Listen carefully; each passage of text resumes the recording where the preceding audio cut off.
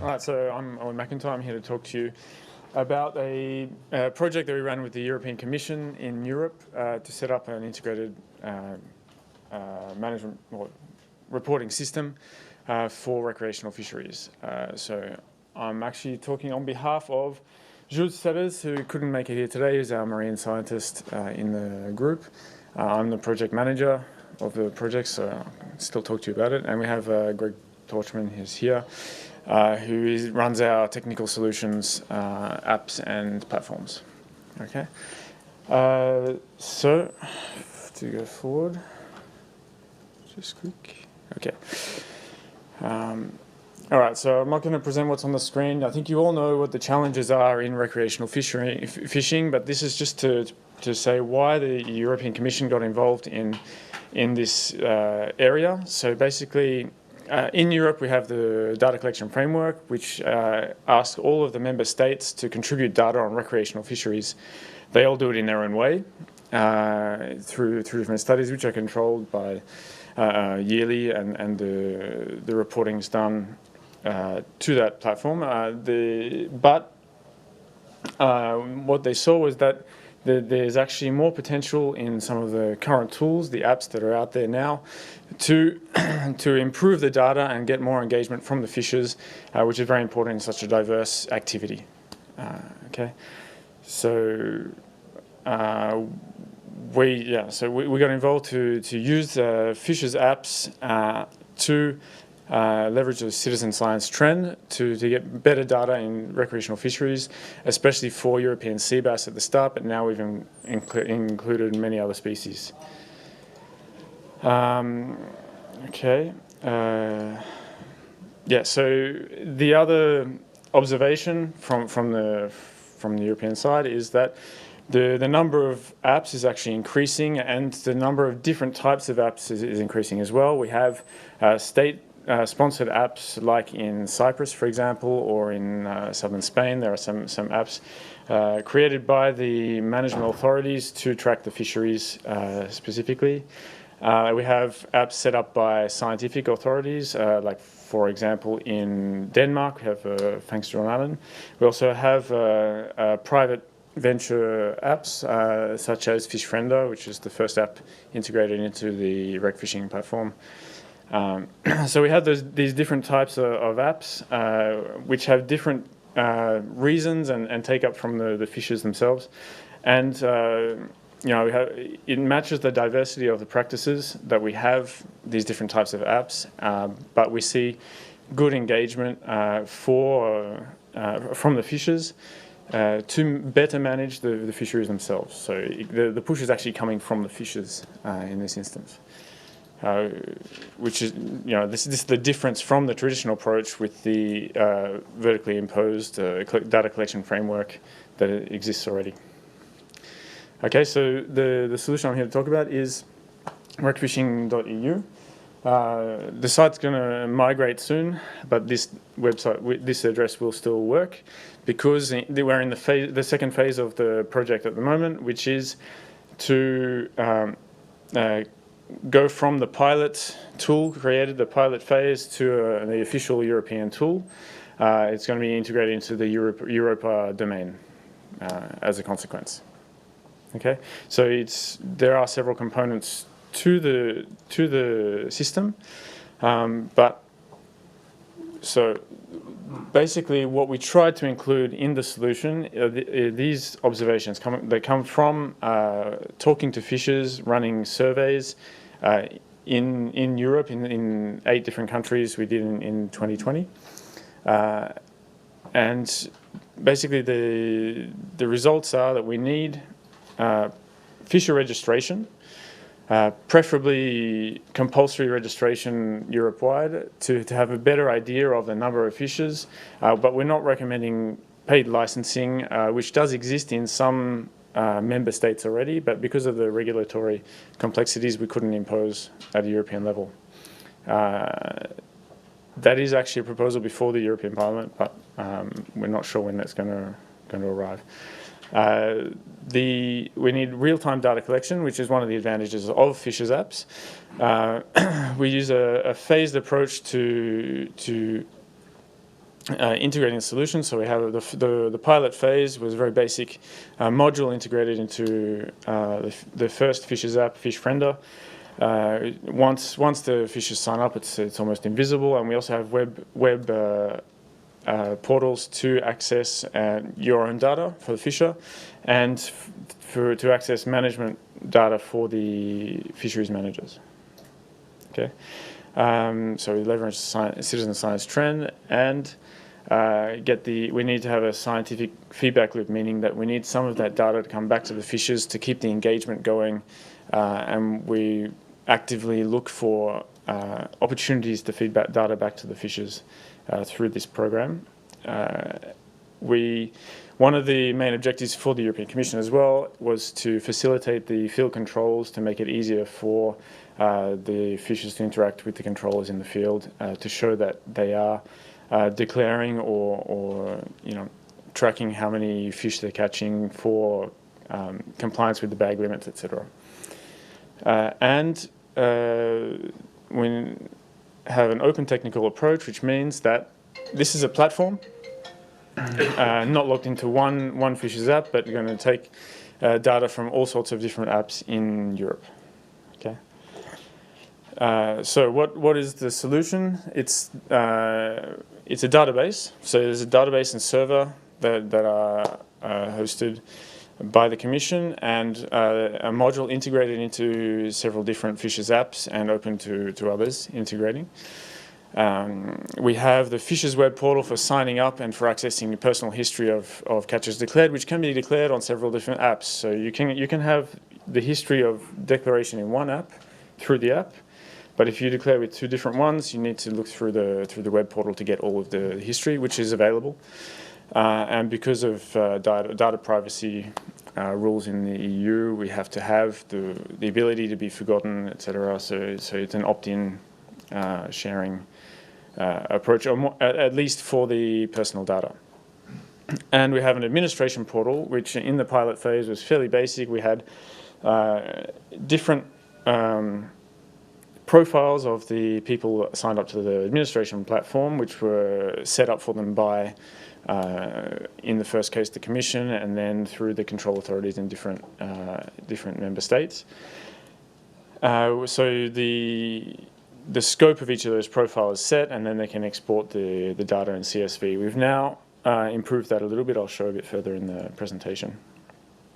So what does that mean? That means that fishers just use their normal fishing app to record their catches. If the catches are concerned by the program, the app vendor's server will then synchronize that data to the rec fishing server for a controlled data set, and that data standard has been discussed with several different stakeholders in the fisheries control in Europe.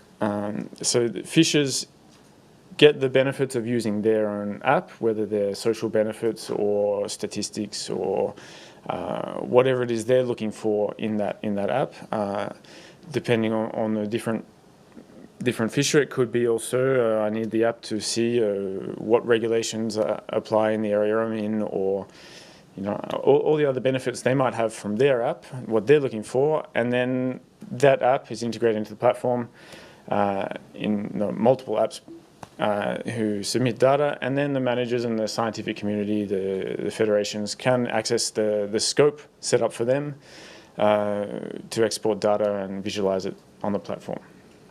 Okay. And as I said before, one of our objectives is to be able to facilitate that easy field control. So to be able to show to the controller, I've declared all my catches properly, I have receipt numbers for them, and it's done. And that's an objective set by the Commission, which is aligned with the proposals they've made for updating the Common Fisheries Policy in the EU. Okay, so just a view of some of the components of the solution. So here's just the sign up, just showing that it's actually quite easy for anyone to sign up. Anyone can sign up on the platform. Which can be done also through the app. But once you sign up on the platform, this is shown in FishFriender. We also have a couple of other apps integrated into the platform. But just link the account, and once the account is linked, declare the catch as usual, just that some of the data will be now obligatory for certain species, like catch and release. We need to know whether the fish was released or not. Okay, and that's as easy as that to declare the fish. And then, in addition to that, you can access the declaration history declared through that app for that user. Okay, so it may not be other fish that are declared through other apps at this level. Okay, and then the administration portal. So as I said, selected people have access to that in the scope set up for them.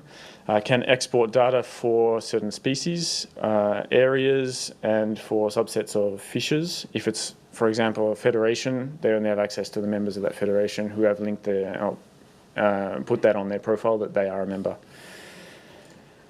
Okay, so we have a data set, which is not a very extensive data set. We're not submitting the photos, for example, to the platform, but we have the essential data which is used when we analyze the fisheries. Okay, and we present that on the platform in a dashboard form. This is new in the second phase of the project, created in 2022. Okay, and so you see it becomes interesting to see, depending on the aggregation of the data, you might have it by country or by ICS subdivision. And in the subdivision, you can see it's interesting to see the trend of sizes over time, and it usually corresponds to seasonality of the species. Okay, so officially now we have integrated FishFriender and Fangs Run actually this week. So I'm not sure if it's live right now, but it's this week. Unfortunately, Christian Skov couldn't come and talk to us today after, but he's our partner in this platform now. We have a few others on the way as well who are in development. Okay, so I'm taking this slide from another presentation. I decided not to. I'm not showing you the registration catches. I can tell you there's it's a few thousand catches in the platform at the moment because we've just come out of the pilot phase into the official tool, and now we'll be focusing on scale up in the future. But so we've increased to supporting 81 species, so that we can have a coverage Europe-wide, because obviously some species are only important to certain countries, and we support all the zones around Europe. So yeah, thanks. Okay, so the challenge now is to increase the number of apps we have and to communicate through those apps to engage the users. For example, in FishFriender, which we used as the pilot tool when we were constructing the solution, there are more than 200,000 users at the moment. Only a few thousand signed up into the platform. So what we need to do is focus on that communication in the next phase to scale up the number of users. And just showing here the process, how we get access to more communities by integrating more apps. Basically, we maintain the data standard and have that feedback loop from the scientific community. We keep it open to new partners, so we're looking to integrate a large number of apps if possible. And then it's a very easy process, a couple of days of development. They're integrated in the platform and can participate fully in the promotion of the sustainable fishing and better data in recreational fishing. Okay. And Jules has put in his objectives for the future, which continue from what we've seen in the past. So we're looking to develop and assess this data source as an input to fisheries management, especially if we get compulsory catch reporting in the future. The data will increase exponentially, I think. So we need this framework to be in place to accept all of that data, and we need to assess exactly what we need to do to make that data robust. So for that, we need to evaluate the data and functionality standards, and run parallel studies through benchmark data using traditional techniques and through this composite approach with several Fisheries apps. Okay. So basically, recfishing.eu is our new approach to have the leverage of citizen science and setting up a platform to accept data from fishers who want to contribute to better management of fisheries in the EU. It's scalable to all species and fisheries. It's already available on several apps, and can easily integrate more apps as necessary as they come and go. Okay, so that's the end of my presentation. Thank you. Please check out recfishing.eu.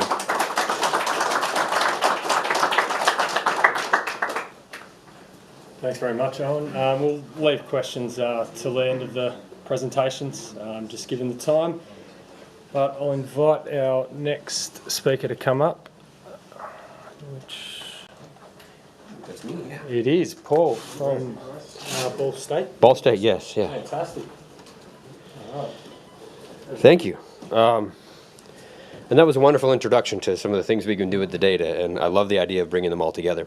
Before I start, I want to promote a couple of things. If you like apps or digital sources of data, I want to promote the workshop that we have tomorrow afternoon after afternoon tea. So we'll be getting together to talk about integration of those. I actually have the title here, Toward the Integration of Digital Measures of Fisheries Data for Research and Monitoring.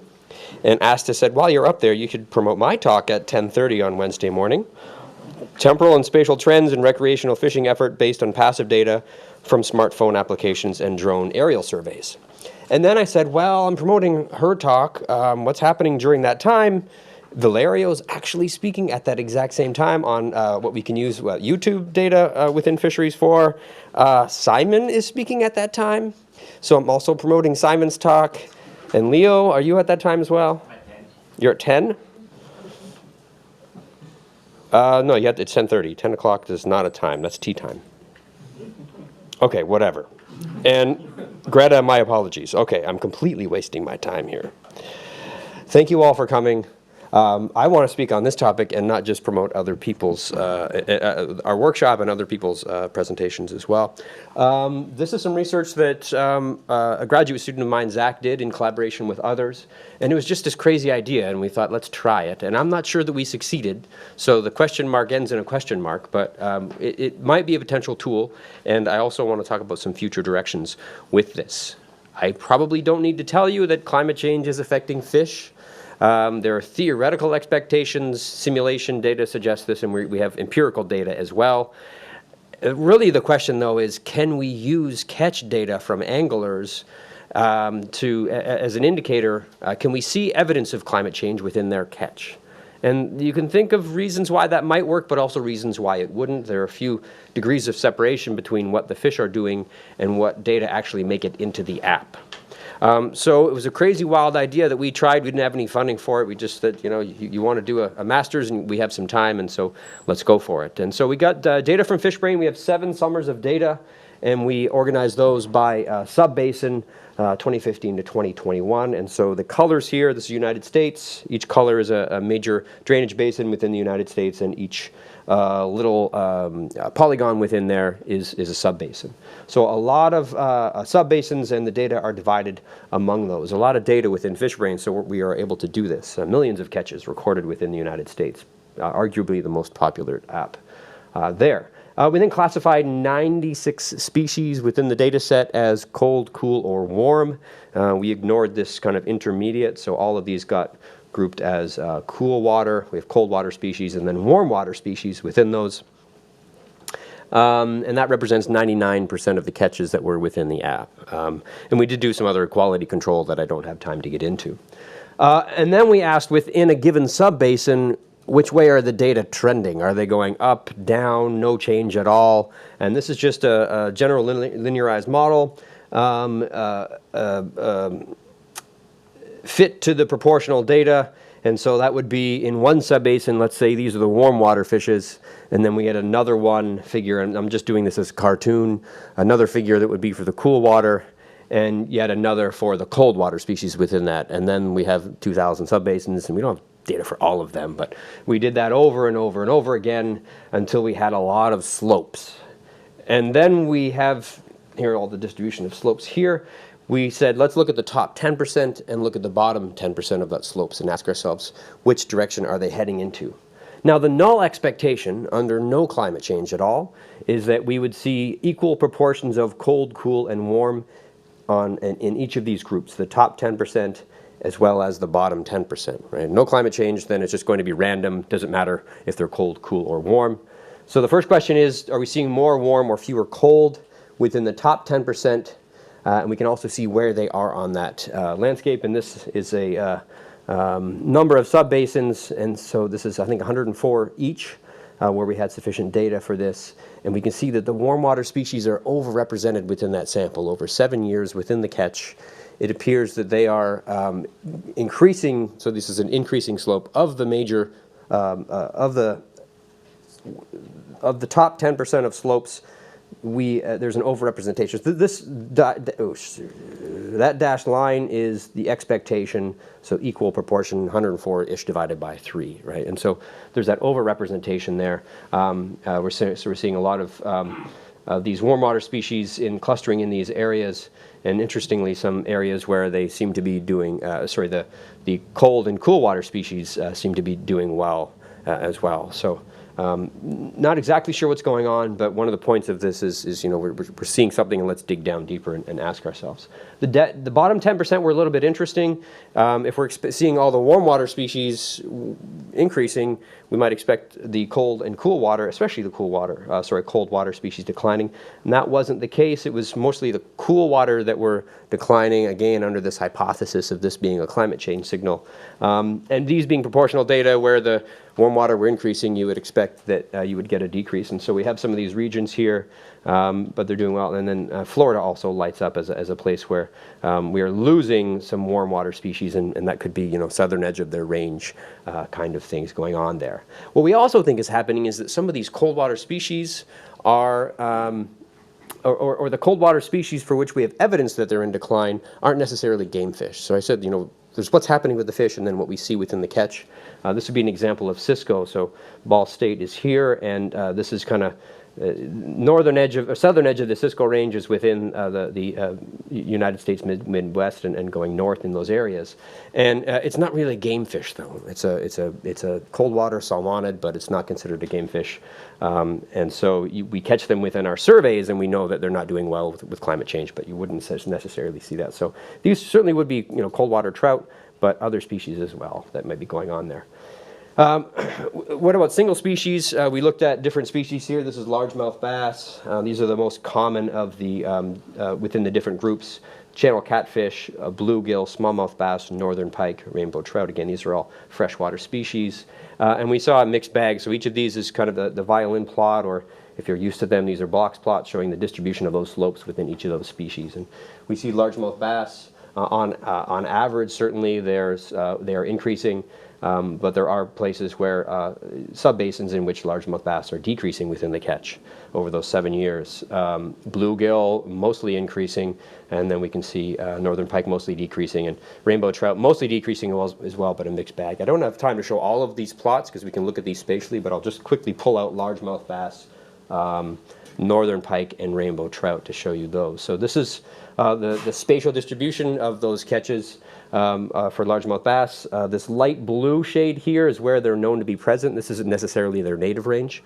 It could also, so the western areas are certainly all introduced, and whether or not you would consider them invasive is a matter of opinion. people do like to catch largemouth bass, and so they've been widely distributed. But you can see the areas where they're increasing, and this is largely a green map. I'm seeing this as green, and apologies if you don't see color the same way that I do, but you can see lots of green in these areas along the west and southern reservoirs, and then kind of along this edge of the Great Plains and up into these regions as well, which is considered kind of the northern edge of their range. So there might be a northward range expansion, or at least they're doing well. They were probably there present. 7 years, not a lot of time to spread, but certainly increasing proportionally within the catch.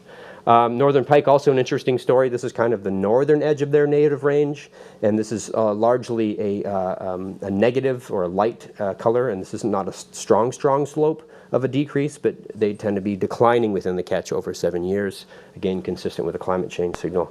And then rainbow trout, which are largely introduced certainly within the West, and they seem to be declining as well as that cold water species. But places where they are increasing, and so they're very popular to catch within the driftless region here of Minnesota, but they're also heavily managed there, and so it's probably a signal of strong management.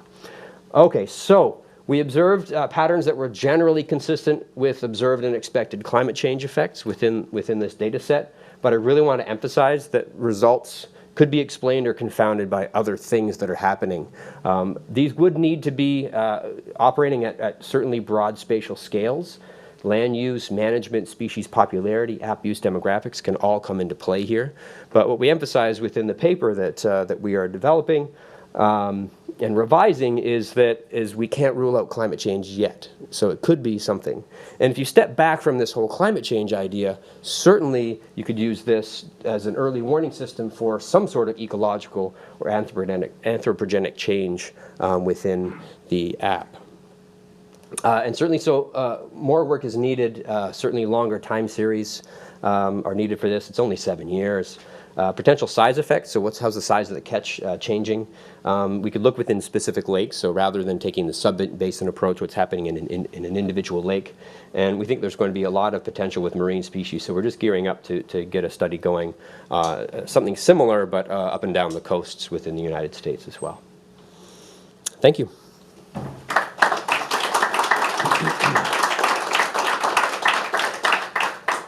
Beautiful. That was fascinating. Really, really interesting. And I think this is something that's becoming more and more prevalent with climate change as we move on. We've got a bit of time now if anyone has any questions for Paul directly.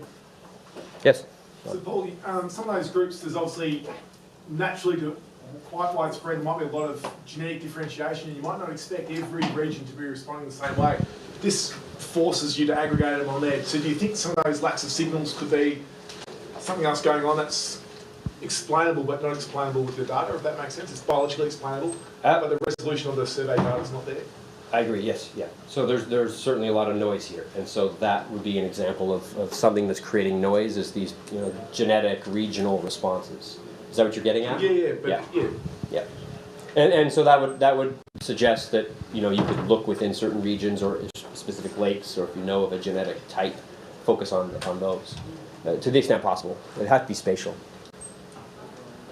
One more question. Similar question, just a bit about the noise, I suppose. Stocking and what that sort of plays on it. Do we see a stocking actually masking climate change? Yeah, and I think that would be on a local or regional scale. Yep. And so that would again mask it and create some noise. But to say across the Northern Pike Range there that they are all states are deciding to stop stocking or start stocking, that starts to get a little difficult to suggest that is what's going on with some of those. So they'd have to be operating fairly strong and operating at that scale. But I can certainly see with the popularity, for example, on a regional basis across that swath of the United States, Northern Pike becoming less popular would be another potential. Yeah. Beautiful. In the interest of time, we'll keep moving on, but if anyone has any other questions, we'll have a time allocated at the end. All the presenters will come up, so you can ask a few more questions then. Beautiful. All right. Moving on. Not yet? No. So, are you? Oh, no, I'm after that. Next. Beautiful. No worries. Stefan, I think, is next. Fantastic.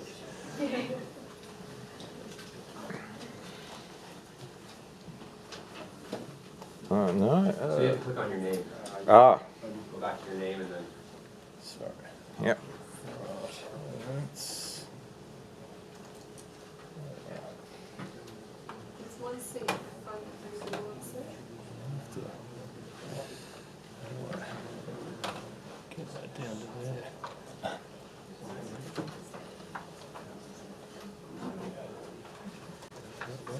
And then just click on the name. There we go. Beautiful. Got it. Technology, huh? Okay, so this is going to be a little bit different because pretty much most of the conversation so far has involved catching fish, whereas we're looking at the opposite. We're trying not to catch fish. In fact, the whole purpose of everything that we did from the beginning was how do we look at a fishery and habitat of a fishery in a non-invasive method, one that doesn't require us to actually disrupt the fish at all. Let's see. Oh.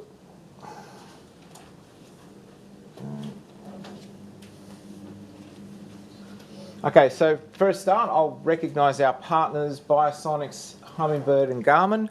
Probably to some degree the tech companies in this space, the Hummingbirds and the Garmins in particular, probably get a bit of a bad rep because they're actually working hard to make sure that fishers catch more fish, not less.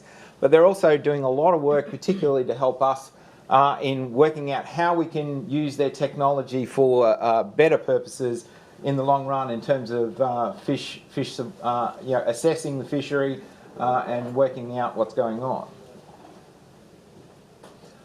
All right, so what is it that we do and what is a survey? So essentially, it's a mass data collection exercise. So we take a whole water body, in this case that's Lake Glenbourne, and we basically go as close as we can to assessing 100% of that water body. Now we're not going to get exactly 100%, but we go as close as we can, and we use so we want to do 100%, as close to 100% of that water body in a single pass.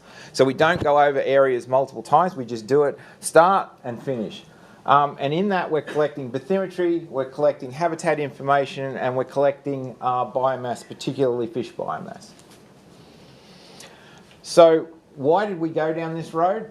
Simply put, it's the cheapest way to get large-scale data. When we talk about a data set for a typical impoundment, we're talking millions and millions of data points collected in the space of a couple of days. So it's not a small amount of data. We have to have some pretty sophisticated systems to sort that data, but it is the cheapest way to basically get really large-scale and high-resolution data. In terms of our coverage, we've covered about 54 sites now. I was just on the 54th site on Friday, so I've just come straight off the water. Ultimately, we've covered somewhere in the vicinity we've basically covered the Sydney Harbour, the whole of Sydney Harbour about 33 times in the last couple of years. So in other words, we do a lot of driving of boats. And in terms of our method, so we have our single passes, we do the edge of the dam first, so we do a pass across the edge, which is all about getting the underwater habitat at the edge, and it's also about above the ground, so your riparian, so we get the complete riparian documented. And then we basically swap to our main survey, which is where we do 100-metre separated transects, and we basically use our scientific split beam Echosounder, which is the Biosonics unit, plus we get side scan and bathymetry all in that single pass. So this is what we end up with in terms of side scan. So the purpose of getting side scan is to get all of the features. So we want to know what's in there, what's the timber in there, what anthropogenic features are there, what other features are there in terms of that. And often we will overlay the bathymetry with the habitat information, because that actually tells you quite a lot. If all of your timber is happening, for example, in certain depths, then your active habitat may be in very specific areas and in a very predictable way. This is looking at our riparian. So basically, as we go around, we document the riparian. We generate, at the end of that, we take a photo every 5 seconds, which is GPS marked so that we know exactly where each photo was taken. We then compile that into a video so that we can literally go forward and back through the entirety of that route. The longest edge run that we have fully documented is Lake Yukonbean, I believe the video for that is about 3 hours long. So if you want to sit and get the edge of Lake Yukonbean, you can sit there for 3 hours. I think that's about the same length as a James Cameron movie. Maybe not as exciting. Looking at fish biomass, so again, that when we do our fish biomass, we're doing these 100-metre transects, but it's a little bit weird how we're doing it. So we're using a split beam echo sounder that's firing sideways, like this. It's firing 200 metres, and what we find though, as you can see, as the beam goes along, it expands. So that second 100 metres is usually the most useful for collecting, say, particular large fish data, as opposed to the first 100 metres, which is actually more useful if you're looking for things that are sort of in that 10 to, say, 5 to 20 centimetre range. So we use different windows of data, but we keep it at that 100 metre because basically what that allows us to do is just keep on gathering that information as we go. And by adjusting it, what we found is things that typically are small are in the top of the water column, which is why we use the first half. And then things that are larger tend to be right throughout to the bottom, depending on what type of species it is. So we use that second 100. So it took us about 2 years to get our survey technique design right. We started with a very, very massive survey area, which was about 1 kilometre long and 1 kilometre wide when we very, very first started. And it would take us forever to do 1 kilometre. And we moved up to basically Yukonbean, which moves from like 1 kilometre by 1 kilometre up to Yukonbean, which is, I think, was 34,000 acres or something like that, some crazy number. And so what we then do is we have a post-processing system that we developed in-house that was specifically designed. Look, when you're doing something the size of Yukonbean, you're going to get a lot of information. You're going to hit the bottom. When you're going side, you're going to hit the bottom. You're going to see trees. There's all these things that sit in the water that aren't fish. So we've got a post-processing system that basically sorts out all that information out for us. And what do we end up with? This is basically an example of what we end up with. The green dots are fish. So this is fish categorised by size. Your green dots are your 40 to 50s, your blue dots are your 60 to 70s, and then your red dots are the things that fishermen really, really love, which is anything bigger than 70 centimetres. And so those are individually marked fish. So as we go along, it's actually GPS locating every single fish that we are tracking. We also get what is its depth, we also get what's its size. We can overlay that on habitat, and we have some special algorithms that we've got there that can help pick out the species too, within reason. So what does that look like in terms of from a quantitative thing?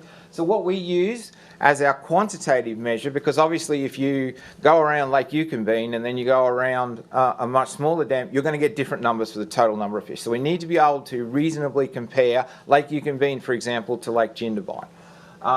And those are not the same size, obviously. So what we use is how many fish do we detect per hectare. So we basically break it down, and as you can see from that, not all dams are equal, and not even equal within all size classes. So you get some dams like this where you've got Lake Keepit, where this particular size class is not necessarily a lot of fish, whereas Split Rock at that particular time there were a lot of fish in that size class, and I can tell you a good chunk of them were carp.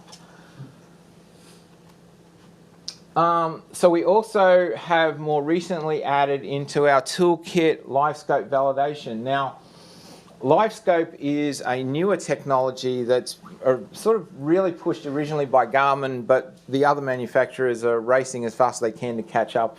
And the way I would describe LiveScope is essentially it's using your echo sounder to create a video of what's going on. So you can literally point this thing, say, at a tree, and you can see the fish swimming around the tree. There's some really, really good stuff of people using this in exactly that context. So they can see it on the tree, they can throw the lure at it, they can watch the lure sink through the tree, and they can see the behaviour of the fish. So it's really, really interesting because from a technical standpoint, the fishes are learning not just about when there are and aren't fish. There are plenty of fishes who will drop the LiveScope down, see nothing, decide to move on.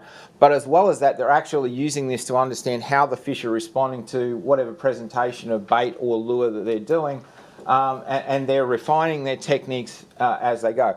I can tell you now, pretty much the high-end competitive fishing side, particularly your bass and those sorts of things, you're not even in the hunt if you haven't got this thing and you haven't got it right. Like, these guys really use this thing to the max, which I can assure you does help sales, which is part of the reason why we partnered with them, precisely because there needs to be a bit of balance in that equation.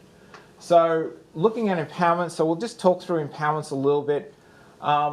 Now, it's really, really interesting because you've got a little bit of a conflict of interest when you come to an impoundment. So your water body, their interest is basically in servicing their clients. So their key issues are usually things like nutrient loads. They don't want high nutrient loads in their water systems. And also dam levels will be dependent on who their clients are. So if it's an agricultural dam, for example, you may see those dam levels going up and down. That's not necessarily in the best interest of the fishers, but that's their thing. Stocking is often based on whatever resources are available. So finances, so if it's a local stocking group, it'll be whatever they can raise in terms of local funding. If it's a government-based program, it's whatever government finances are available, but it's generally not an infinite bucket. So essentially, stocking regimes are not based on any ecosystem-based decision. They're based on a financial decision. What can we afford? What can we put in there? And obviously, the fishers who I've talked to when I've been out in the water, I haven't heard any of them say to me, "I want to catch less fish." But what this means is that you're from all of my experiences, and I've sort of talked to I spend probably about as much time with the water body side of things as I have the other side. What I see is the impoundments are essentially a manufactured ecosystem, because basically you've got a man-made modified system, but it's not a designed ecosystem. It's kind of a little bit random. And when we want to look at how fishers are using an impoundment, and this is true even for the relatively inexperienced fishers that I've met as I go around, in all honesty, there is an intersection between habitat and fishing techniques. So however you fish will be how where you're targeting your fish. So for example, Jindabyne is a good example. I met several groups of fishers. Probably the majority of them would just run troll lines, so they were just basically trolling around, hoping that the particular area they would target a specific depth, and they would be hoping the fish would be in there. And then there were some others who were more lure casting, and they were getting into very specific areas and again hoping to get that. But there is an intersection between habitat and skill set on a dam, and even the guys, just random weekend fishers who I saw. For example, Lake Kankaran, which is closest to me, where I'm currently based. There's a lot of guys who just go out there and access it from the beach, and they're looking for areas that are easy and that they can see that are easy to target redfin and those sorts of species. Oh, I think I like that. Yeah. All right. So, looking at that first 100 meters, again. So, when we're looking at that first 100 meters, these are potential food forage fish. Now, our food forage fish that we're looking at in a dam are going to be a mixed bag. Some of those fish are going to be fish that are stocked. So in other words, these are fingerlings that have been put in the water, and we're detecting them when they're in there. Some of those fish are going to be naturally occurring. They may be bony brim, they may be some other species that's naturally occurring as a forage fish. But what I can tell you is that it's the amount of that forage fish available is variable. And it's very variable based on conditions of the dam. Typically, what we found is the lower the dam gets, the less the forage fish are available, because basically you're just not getting that habitat available. And what we did also find was that often there were specific times. So there's one here. So St Clair and Glenbourne are geographically very close to one another. We surveyed them in a very close, because of their geographical proximity, we surveyed them in a very, very similar time period. In Lake St Clair, there was absolutely just crazy amount of forage fish in there. A lot of smelt. Like it was so thick that we had trouble with our depth sounder actually finding the bottom, because the layer of fish in some places was so thick that we couldn't push through it. and we actually had to go through and do some manual manipulation of the bathymetry because the fish was seen as being a false bottom. Whereas you go to Lake Glenbourne at the same time and there's nothing like that. So, and in Jindabyne, for example, one of the ones that we've done quite recently, there's not necessarily lots of forage fish available, and a lot of those are sort of goldfish and those sorts of things. Interestingly, all the reports talking to the fishers are probably in line with that. Almost every fish that they were seeing was having crayfish or something else. Like they weren't necessarily eating forage fish. But I guess the important thing that I see there is just that there is such variability of food fish. So when you're stocking, and particularly if the dam is low in forage fish and you've got large predators in there, the stocked fish are almost certainly going to turn into food. Fish per hectare, this is an interesting one. Looking at these, not all... sorry? Just into the last bit there. Yep. So this is looking at comparing two dams, and this is where I talked about how size matters. So you can see the difference here in terms of the density. Looking over on the other side, that's the total kilograms. So even though there are, for example, your proportion of fish here, the density in these sort of zones here, there's not necessarily so big. When you look over the other side in terms of total kilograms, because Yukon Bin is so much bigger, there is just so much more fish available, and Lake Yukon Bin has a higher density to start off with. So if I was going fishing like Jindabyne versus Yukon Bin, I'd pick Yukon Bin any day of the week. And even sites within an impoundment are not equal. So you can see the lines, the average lines are basically, or the lines that go across the averages for those areas in fish densities. So we see some parts of the dam where the densities get much higher, and we see areas where they get much lower.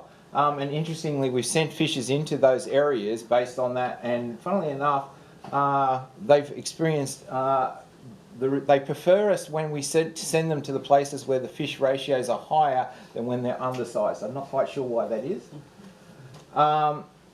Looking at habitat selection, what we find is, again, we see variances as we go in terms of size to habitat selection.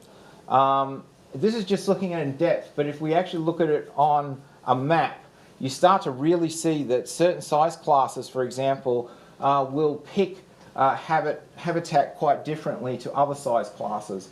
And one of the trout's a really good example. The bigger fish tend to pick the areas with good habitat, and the smaller fish tend to be bullied out of that habitat, and they tend to be out in the main basin or something, like just random, because basically they just cannot access it because those big fish kick them out.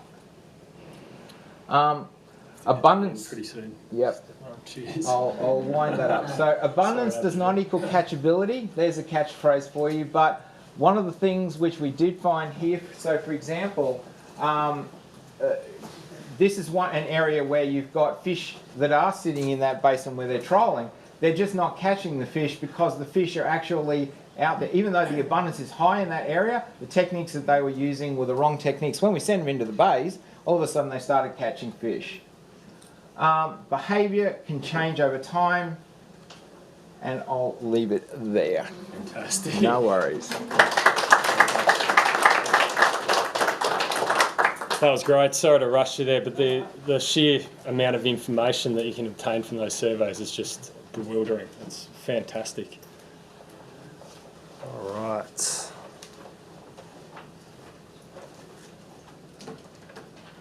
And we will jump straight into... Oh, did I get the right one? No, I did not. Straight into Karina's presentation. Thank you. No worries.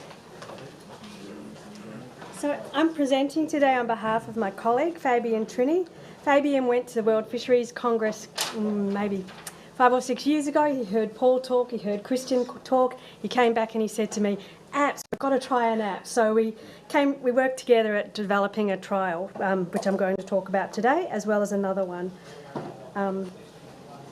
So I do want to say, Wominjenka, respectfully acknowledge the traditional custodians of the land on which we meet and all traditional First Nations people here today. I'm really happy to be back on Wurundjeri country, and today I'm going to be talking about inland fishing in Noongar country, which is in the southwest of WA.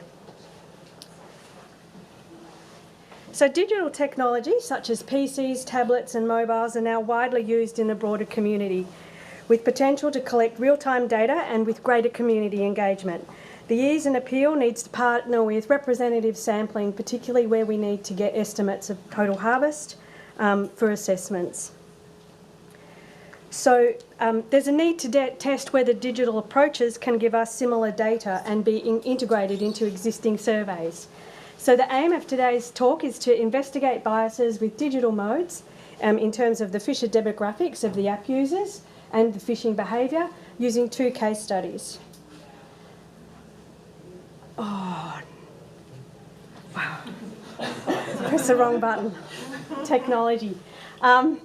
So inland fishing in WA, and it occurs across very spatially dispersed watercourses with multiple remote access points. While there are more than 600,000 recreational fishers in WA, less than 2% participate in inland fishery, so it's quite a small proportion of the total rec fishers, but they do have licences to access these fisheries. So there's a fishery-specific licence for southwest freshwater angling, which allows people to fish for finfish species, and there's a species-specific fishery for marron, which allows access to marron. The other important fisheries management regulation about these fisheries is there's 12 months access to the finfish southwest freshwater angling, but there's only a 28-day season for marron, which occurs every year from the 8th of January to the 5th of February. And these licences have been used for phone recall surveys since 2000, so we have quite a long time series of estimates of participation, effort and catch. So the survey designs were to take our traditional caddy surveys, computer-assisted telephone interviews, and we selected a separate random sample of the licensed database to invite into an app trial. So we actually contacted people by phone and asked them if they wanted to participate in a 12-month survey where they logged their catches. And for the marron survey, we selected a second sample to our caddy sample, and we invited people by email to join to complete an online survey, which was just a cross-sectional survey asking them to recall their fishing over the last marron season. But we also sent out a third sample to people through an SMS, which had a link to the survey. The link to the survey for the marron and the email was mobile enabled, so it allowed people to complete the survey on their PCs, their tablets or on a web. And here are some screenshots of the surveys. This was developed by our GIS team on a shoestring budget because we didn't have a lot of money to do that. And the web survey for marron has been developed by the Survey Research Centre at ECU, who we have a research agreement. They conduct a lot of surveys on our behalf. And we're currently running the marron survey again, and if anyone wants to have a look, I've got the test link and you can run through the survey. It's a really simple, user-friendly survey to run. So what I'm going to go through is a couple of the differences between the fisher demographics. So here we have the differences in the response rates and the percentage of fishers. So the red bars show our traditional surveys, and the angling different is on the left-hand side and marron is on the right-hand side. So you can see in terms of response rates, we got very low response over time for people completing the app survey from angling. 1,000 people said, yes, we'd love to be a part of your app survey. 64 actually completed after that year. And we did send them monthly reminders by SMS, which was as agreement. We did routinely get a handful or so of people respond to those telling us to not contact them any further. So we did the right thing. But then in terms of fishing participation, a lot of fishers do complete the survey. So we have a high proportion of people who fished. So there's probably a bit of selection bias there that people think, I only need to do this app if I'm a fisher, whereas actually we do want to get everybody, that whether they fished or not, or whether they went fishing and didn't catch anything. And for the marron survey, we got 23% response rate to the email invitation for an online survey, which is very comparable. We run online surveys for a lot of our other fisheries as well. And we got 11% response rate to the SMS, which I was really surprised by, because in the last 12 to 18 months, we've all had a very similar survey to complete a COVID post-vaccination screening. So it's very much styled along that sort of survey model. And again, for Marron, we got higher fishing participation amongst people who completed the web survey. So in terms of where people lived, though, we got very similar proportions of people that lived in the Perth metropolitan area and people that lived in regional areas. So there were no obvious biases between the two case studies in terms of fisher residents between the traditional and the digital methods. In terms of gender, again, there's very little biases in terms of this. We got 90% of males in most of our surveys and 10% females, which is pretty consistent for rec fishing in WA. In terms of age, there was some differences between the caddy and the digital methods. So the app survey tended to have a higher usage amongst the younger demographic, while particularly around the 30 to 44 years of age, whereas the digital web survey methods had a higher uptake by people in the 45 to 59 demographic. So that was quite a surprising finding. The end result is that for the Marron survey, we might get 400 completed responses from the caddy survey, but we got 1,200 completed responses from the web survey. So it was a really good response rate outcome in terms of sample size. So in terms of fishing avidity, number of days fished in the previous season, and you can see here differences in the length of the season for these two fisheries. So angling, which has a 12-month open season, there was a lot of bias in the app survey towards people who fished 15 days or more. But because the Marron fishery is only 28 days, we're not seeing anybody in that avidity category. We're seeing relatively comparable estimates in avidity. Most people go there for 5 or 7 days. They're camping down in the southwest somewhere. It's quite a remarkable, fun thing to do. So we tried to look at the differences in effort and catch. So out of the 4 species from the app survey, we really didn't get enough data to look at brown trout, redfin and cobbler, but we did for rainbow trout. It's where we can make the best comparison. And you can see in the recall survey, so the caddy one, that's prone to a lot of outliers because you're asking people to recall over a 12-month period. So we do need a more, moving forward, a more less biased approach to collect that data. But generally, they're in the same ballpark in terms of how many days people go fishing and what the overall distribution of catch and release is. For Marron, they're very, very comparable. You can see here that the number of days fished, I should explain that we separate the recall into dams versus rivers. They're the 2 main water body types. Sorry, I'll go back and I'll show you one thing. It's pretty neat. That's Wellington Dam there, and the wall's been decorated with a really nice Indigenous themed painting. So it's a very iconic dam in the southwest of WA, and that's the Warren River, which is where people go camping to do their fishing. So we separated into dams and rivers. There's different regulations in terms of those 2 water bodies, different types of fishing method that are allowed. So we can see overwhelmingly, overall, there's very similar distributions in effort and the kept and the released catch.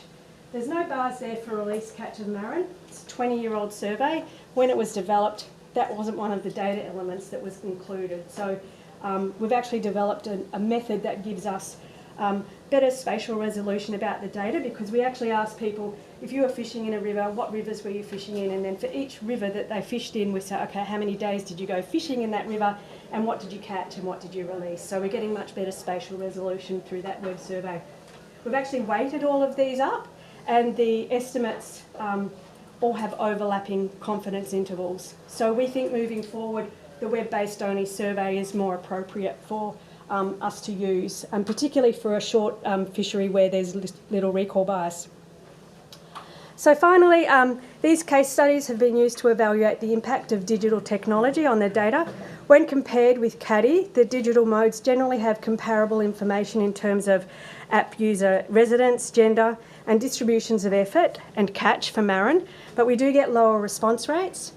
We get higher number of completed interviews, but we do get upward bias in terms of past fishing and avid fishers for the app and younger fishers for the app and older fishers for email and SMS. So the impact of more avid fishers will need to be addressed, otherwise the results will be positively biased. So to test survey mode, these case studies used probability-based sampling, and we wouldn't expect these similar differences in opt-in surveys or mandatory reporting. We think that future surveys may integrate responses from alternate survey modes.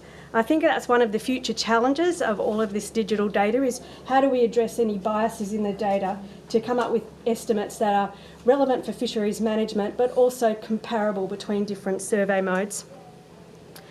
And finally, we should consider mixed mode approaches that allow a preferred contact method for individual fishers and potentially provide cost savings. So a multi-mode approach where we might invite somebody to do a survey by an email to begin with and then follow up with the phone.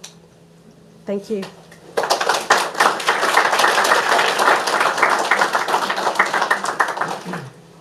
Thanks very much. Again, we'll save questions to the end, but that's fascinating stuff.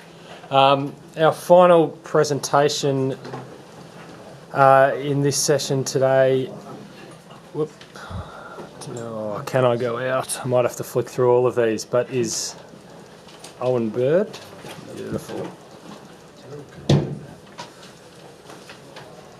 All right, take two.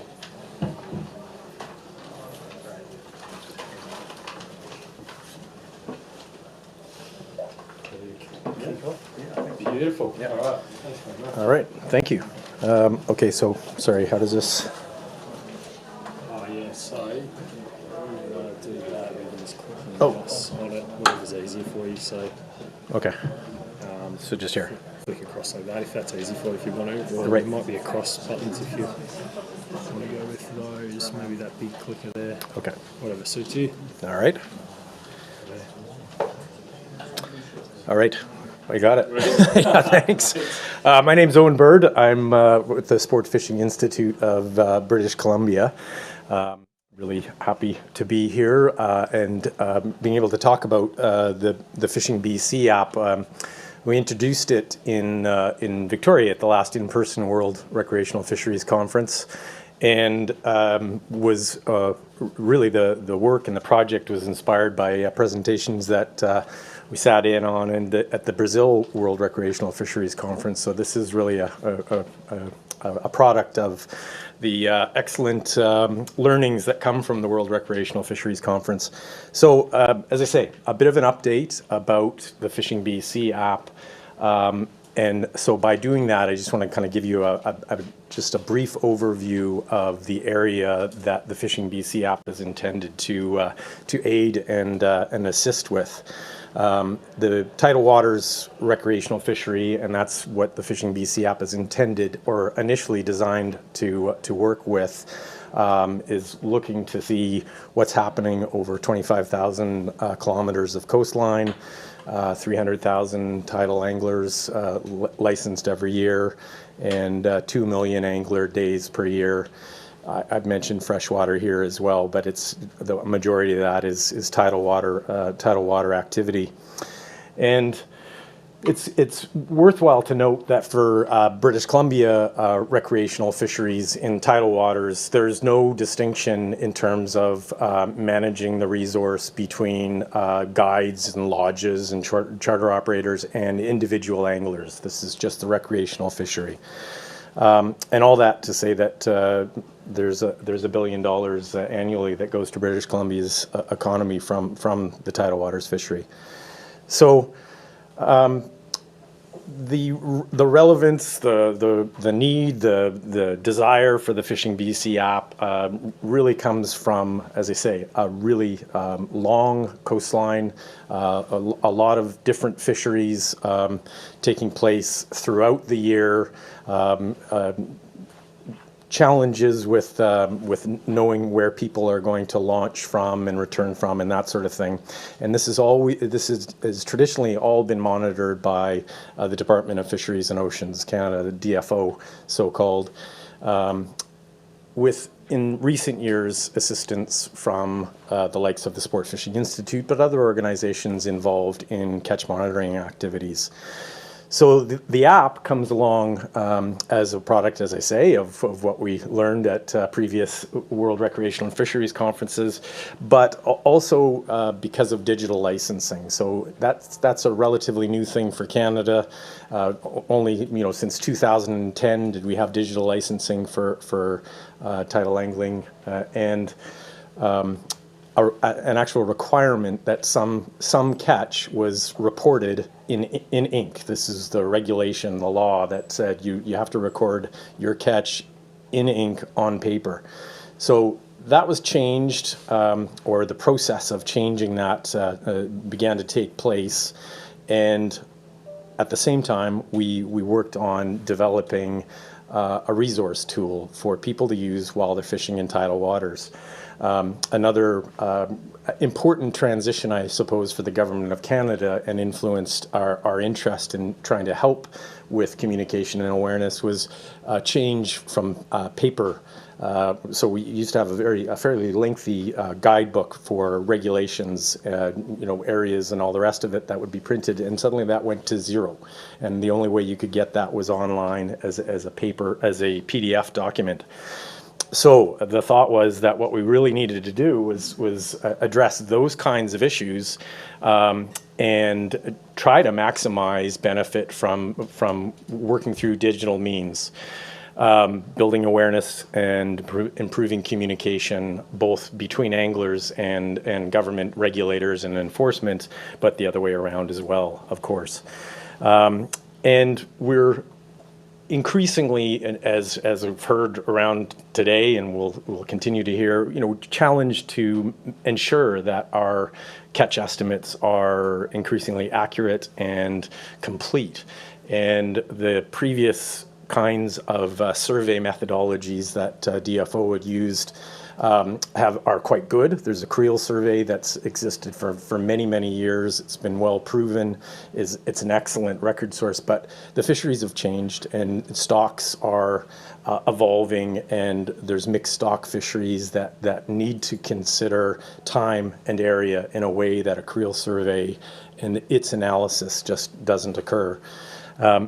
So we worked at developing regulations system to address that and to feed the app. And one of the outcomes of that will hopefully be moving from a boat-based assessment of catch to a license-based assessment of catch. And really what that just provides a greater degree of flexibility than we previously had. We were sort of locked into creel surveys. Now we can look at using an app, using all number of different kinds of surveys to assess catch. So one of the aims of the app development was to make sure that it was free and to make sure that it was easy to use, and that's gone quite well, I would say, in that it's been available since 2017. We have now 50,000 users, and yet we have not promoted it very heavily, particularly because what we're interested in is the other aspect of it, and that was to be a license holder, to be a legal license holder, and then kind of lock users into the idea that, oh, if we're going to go fishing in BC tidal waters, we want to use the app because it has the regulations, because it has my license on it, I can record my catch, and in addition to that, I can, I'll be able to, identify species and all those kinds of good things. And so the license part of this equation has been one of the tricky challenges that we've faced, and it's not available, or it hasn't been available as a legal means to hold your license on the app. And so in spite of that, we've still gathered 50,000 users out of that potential 300,000 pool, which seems a pretty respectable number. So maybe that's partially because of the components that we've developed for the app. And while it's not a legal means to have our license, we still kind of have a placeholder so people can kind of display it and have it in that way. We've got the regulations developed hand in hand with DFO, so that those regulations available on the app are updated several times a day. And sometimes that's necessary, believe it or not. Regulations can change depending on the species and area and time. The catch log has a photo component, and it's quite detailed and developed in a way that when we do have that license part of it, which is soon to come, we'll be able to transfer data to DFO systems for analysis of catch, including a photo, which is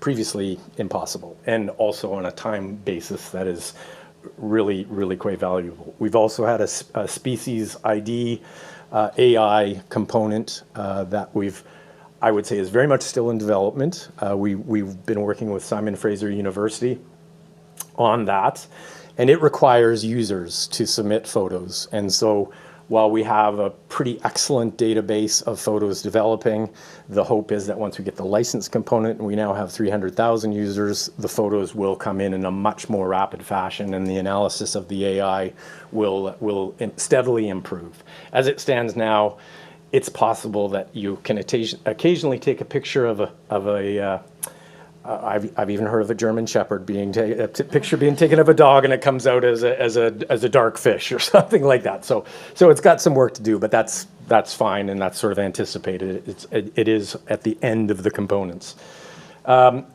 We've made some very considerable advances since we originally launched it in 2017. The mapping feature is now very, very much linked in with the catch logs, and is quite specific to that. And there's ideas about having alarms if you should happen to drift into areas that are restricted. For example, a rockfish conservation area or something like that, which is a management measure that's put in place in British Columbia all over the place. So great advances in the mapping, and quite useful for anglers as well as just for regulation. You see, we have the UBC Catch Log project. Actually, Katie Zinn, who made a presentation earlier in the auditorium, actually referenced this project, and we are by no means running the project. We are helping with data for that. We're allowing anglers to contribute to that project through the Fishing BC app. And same too for a Salmon Heads for Science project. We were able to integrate requirements for head recovery, which is part of salmon management, and that's been included in the app since the World Fisheries Conference met. So our challenges are really not too terrible at this point. We've made tremendous progress. We've continued to advance the app. The biggest challenge, and I think it's a hurdle that we are expecting to cross in April of this year. It says April 22. We've been optimistic for a while, but I actually think we're going to get there. And the license will be legally on the Fishing BC app, and will be allowed to folks to mandatorily report their catch. That will go into a DFO database, and that really then takes us all a long way to advance our interests in catch monitoring for all number of fisheries. A number of them are not well suited to, as I say, to creel survey because of the nature of the fishery. So, it's really kind of an exciting time, I think, for catch monitoring for British Columbia tidal fisheries, and that, by all accounts, we hope it begins April 1. So again, the hope and aspirations for the Fishing BC app are really to foster sustainable fishing opportunities, and to better understand and characterize the recreational fishery in BC, and with particular regard to tidal water fisheries. And one of the things that's quite exciting about this for recreational fisheries management, for us involved in the recreational fishery, is that what we have been kind of confined to is being able to consider management changes, consider access and opportunities based on analysis, sometimes year to year, definitely not sort of month to month. But now with this opportunity, we can understand stock movements with a much greater resolution.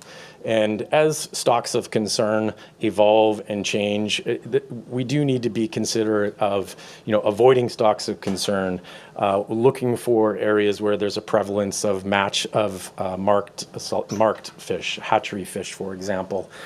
And using the photos, using the Fishing BC app, in combination with other survey techniques, we're going to be given some great opportunities to sort of advance our opportunities. So that's great. And then as we go, we're kind of optimistic that we'll be able to do some socioeconomic studies, which really helps to kind of bolster the idea for those that are less familiar with recreational fishing of its tremendous value on all sorts of levels. So I'm excited to provide you this update. Since last time we met, we've really brought it a long way, and it's coming along. So thank you very much.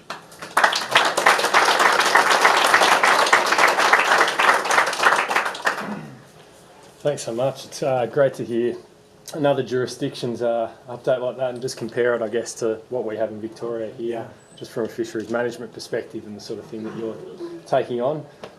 Going paperless is pretty impressive. That's scary, but environmentally it's amazing. Paul?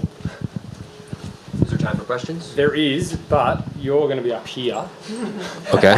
So you can ask while you're up here if you want, but I'll ask all our speakers to come up and just join in a 10-minute panel discussion, just quickly. It's going to be a little bit awkward, I guess, asking to the guy sitting next to you, but it'd be great for everyone to hear. Very well. Good to see you. You too. I can ask now? All right. So, Owen, it feels weird holding a mic. I feel like I'm doing an interview now on some sort of TV show. This is cool. So, if you just look at it from a catch log perspective, that's an increasingly crowded market, and you're fighting for market share, right? A thought just occurred to me, can we do an end run around that? Can we break down that barrier by saying, use this other app for your catch log, but then you have a partnership with that app where you push the data to your app, or vice versa. Yep. So if they want to use something like FishBrain, they can record through your app and then send it to theirs, so they get it in both places without having to double log. I wonder, can we do that? So we've had a lot of time to think about kind of just that in many respects. I mean, I'm quite aware that an app is, hey, this is not a novel thing that we're working on creating, but really my whole sort of kept touching on it. Having the license be part of this app environment, I think, is the really critical aspect of this, because while the government will not sort of make it proprietary software or anything else, the linkages that we have make it so that pretty much anybody fishing in tidal waters in BC will, one, you have to have a license, and then two, you have to have regulations. Well, so now when we have the license in there and the regulations available to you and a catch log that kind of does all these wonderful things, I think the idea of streamlining and getting as many people using this device as possible, I think that kind of trumps the idea that, well, we need to recognize other sources of data. I think it's to our advantage to have as few sources of data actually as possible. And if we can argue that the majority are using the Fishing BC app in BC tidal waters, I think that's a real strength. So yeah. All right, thank you. Absolutely. I think it's hard enough to have people take up one app sometimes, particularly from a regulatory authority. So yeah, combine it. Yeah, brilliant. We'll open it up to the floor. Owen, John Haskins. You mentioned that your licenses are soon going to be legally on the app. Was the issue in getting the licenses on the app a regulatory issue, or was it a technical issue? It was way more of a regulatory issue than a technical issue. It's actually reasonably straightforward to get the app on the app. As a matter of fact, like you say, we sort of designed something very early days, just sort of as a demonstration.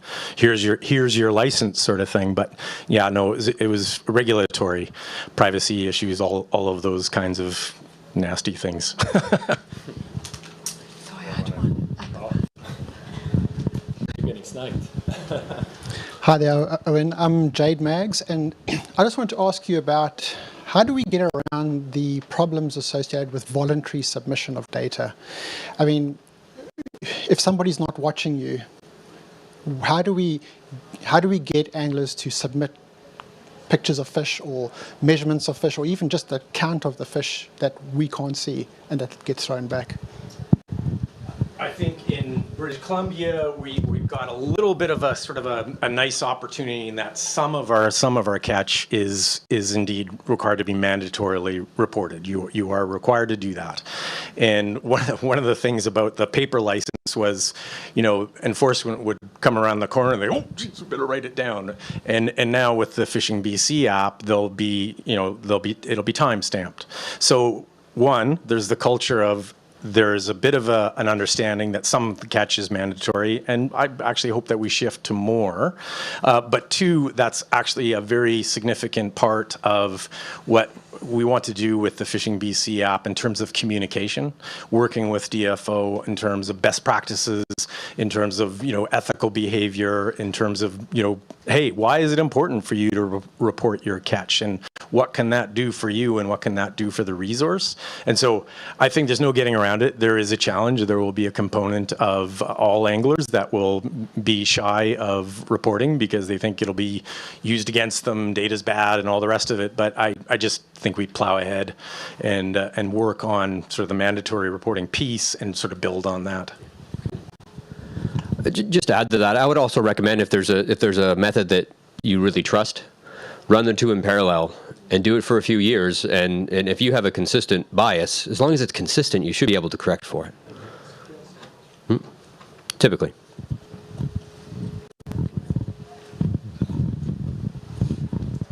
So all the questions seem to be going to Owen. But I was just wondering, when you shift from the tens of thousands of users to hundreds of thousands of users, do you have a significant upgrade to the digital infrastructure that sits behind the app that needs to go along with that, or is it pretty robust no matter how many users you have?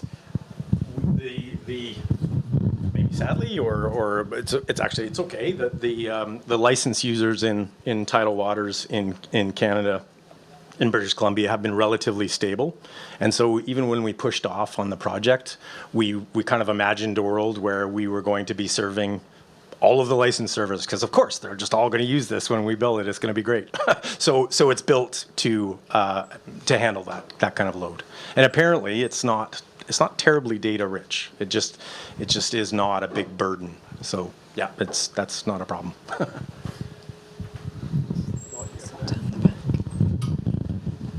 Hi, I would like to address the question to on the other side, Owen, and sorry, I forgot your name. Yes, to both. So because we both talk about collecting the data, and that's great, so getting the data, but we need to actually, well, provide some results to the fishers. I mean, and I think that aspect of how appealing the results are, how sort of visually nice, how appealing the app is. So maybe there's two questions in one.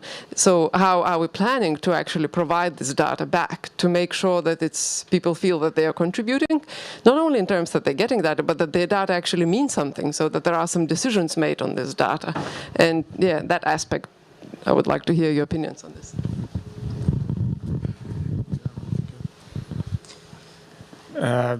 Okay, well, I mean, the project that I talked about today is a European project. The stock advice in Europe currently doesn't take into account the recreational fishing. So the kind of feedback that you're asking for is not going to exist because we can't say it's taken into account. What we're aiming for is to be able to take it into account, right? To have a better data stream that we can then use in the modelling that's done by the STCF and so on. On a national level, we also, with Greg, we've run the French national study for a couple of years now. We try to feedback that data through at least the abstract with some images, some graphics, but obviously that's sort of once a year. We want to make that more regular, and we have fed that back through the tools used to collect the data. Okay, so now we're using the apps. We can feed that through the information feed, and all the fishers, all the contributors can get that back through that. But yeah, it would be great to be able to do that every month, every fortnight, instead of 1 year. Yeah. So we're actually thinking about the feedback that we provide from all of our surveys that we do, and we are going digital in WA. There's a bit of discussion underway about rolling out an app later this year. And part of that discussion is about an online dashboard which provides summaries of individual fisher activity as well as aggregated fisher activity. So the content of that is under discussion. But I also feel like we need a bunch of other dashboards. So we're going to have in-house dashboards that we provide back to the user, dashboards that we might provide in-house, some aggregated information we might make accessible to stakeholders and other users of interest in the data, and then there'll be other levels of aggregations that's interrogated more in-house.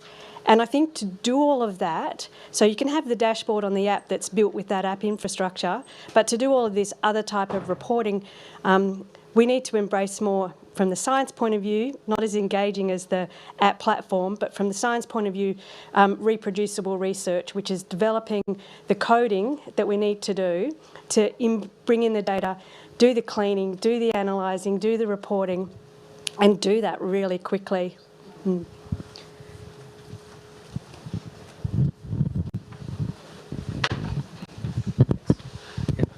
Well, I'm very biased towards as a recreational fisher towards what I think about some of these things, but I'll keep my question down to using sounders and things for fishing surveys.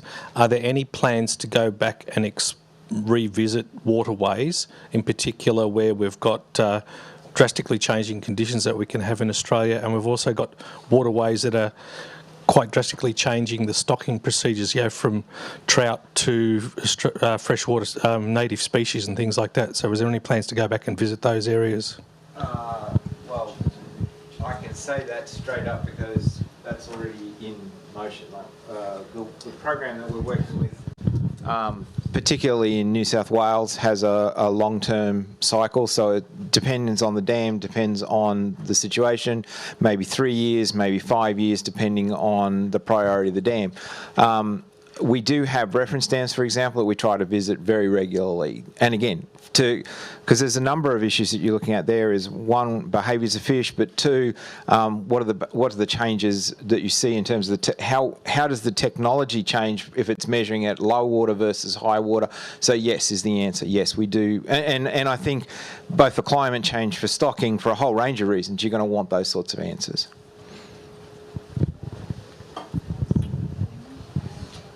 Are there any other questions for our panel? Can I ask a question? Absolutely. So when you moved from the creel survey approach, which is based on the fishing party, to the licence-based approach, did you have discussions about whether you should be recording information from the skipper in charge of the whole vessel in the new technology, or just the licence holder, or provide options for both with the app? So that's sort of a process that's underway, and absolutely there's some value in knowing the difference between the sort of the CPUE, the effort of the guided fishermen, anglers, and just regular anglers, and there does seem to be a difference. And so yeah, we've considered that with the survey, with the creel survey, and then as we move forward with the Fishing BC app, the intent is not to eliminate the creel survey, but to maybe use the creel survey where possible as a bit of an audit function. So yes, we've considered that, but we're not going to sort of change things too much to get away from getting that information.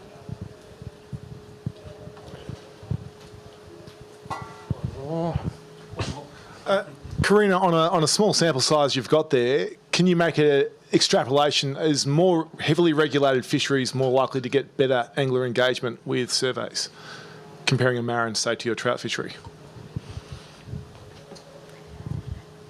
Absolutely. The management regulations in some way determine the type of surveys that we might apply to a fishery. So in deciding whether you're going to do an off-site or an on-site survey, or how you're going to design that survey, you need to consider the spatial and temporal scope of the fishery, but as well as the management regulations, how long it's open for and whether there's a licence frame. So yeah, the marine fishery being such a small scale, it's a really good fishery to do a lot of test cases with. There's about 8,000 people hold a licence, not all of them fish. But yeah, there's a little recall bias, and so I think moving forward it should be a fishery we do some more case studies in, so we actually engage with people before the season and record on a daily basis, and then do the recall and do the comparisons again. Beautiful. We'll have to wrap it up there, but I think we'll agree there were some fascinating presentations through this session. Really lucky to sit through all of it, and thanks everyone for sticking it out. So thanks very much.